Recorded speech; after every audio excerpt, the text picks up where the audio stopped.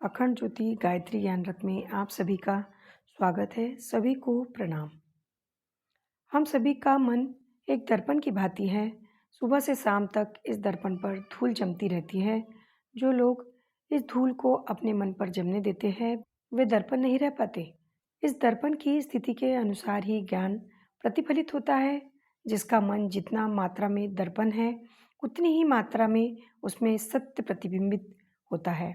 सूफी संत बायजीत से किसी साधक ने कहा कि विचारों का प्रवाह उसे बहुत परेशान कर रहा है। बायजीत ने उसे निदान और चिकित्सा के लिए अपने मित्र फकीर समद के पास भेज दिया और उससे कहा, जाओ उनकी समग्र दिनचर्या ध्यान से देखो, उसी से तुम्हें राह मिलेगी।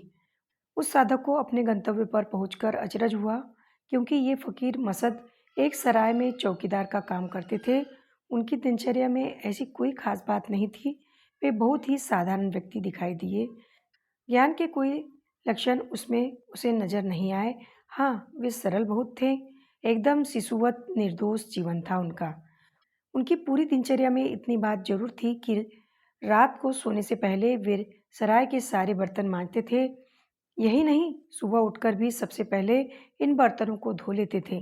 कुरेदने पर उन्होंने कहा, सोने से पहले बर्तनों की गंदगी हटाने के लिए मैं बर्तनों को मांजता हूँ, और चूंकि रात भर में उनमें थोड़ी बहुत धूल पुनः जम जाती है, इसीलिए सुबह उन्हें फिर से धोना जरूरी हो जाता है। उस साधक को इसमें कोई विशेष बात नजर नहीं आई।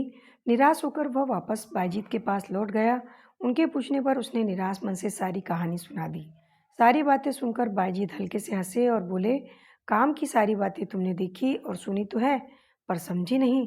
समझदारी यही है कि तुम भी फकीर समद की तरह अपने मन को रात को सोने से पहले मांजो और सुबह उसे धो डालो।